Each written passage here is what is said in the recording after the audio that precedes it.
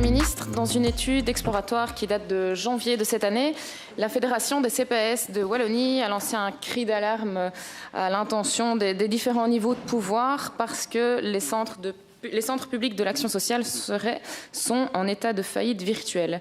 Un constat est plutôt alertant. Les CPS pourraient être amenés dès lors à concentrer leurs efforts uniquement sur leur mission légale comme le revenu d'intégration, en réduisant ou en supprimant des services et des missions facultatives en matière de logement, d'énergie, de lutte contre la précarisation des étudiants par exemple, ce qui aurait des effets tout à fait néfastes sur la pauvreté globale. On le sait, chaque CPS a pour mission de garantir le droit à l'intégration sociale aux personnes qui ne disposent pas de revenus suffisants et qui remplissent les conditions légales. Le CPS dispose à cet effet de 3 instruments que sont l'emploi, le revenu d'intégration et le projet individualisé d'intégration sociale. Or, les dépenses les plus importantes des CPS concernent les dépenses qui sont relatives aux revenus d'intégration sociale.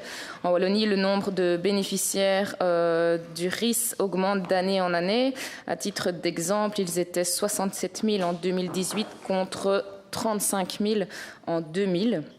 Les articles 61 renvoient à un outil de réinsertion dans l'emploi accessible uniquement aux bénéficiaires du RIS ou aux bénéficiaires d'une aide sociale équivalente. Une des différences, vous le savez, avec un contrat qu'on appelle article 60, paragraphe 7, est que dans le cas de l'article 61, l'employeur est l'entreprise qui engage le travailleur et qui paie les salaires et non le CPS.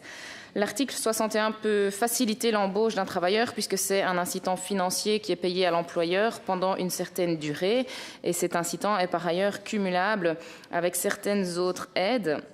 Encourager ce mécanisme pourrait permettre aux CPS d'alléger leurs coûts financiers.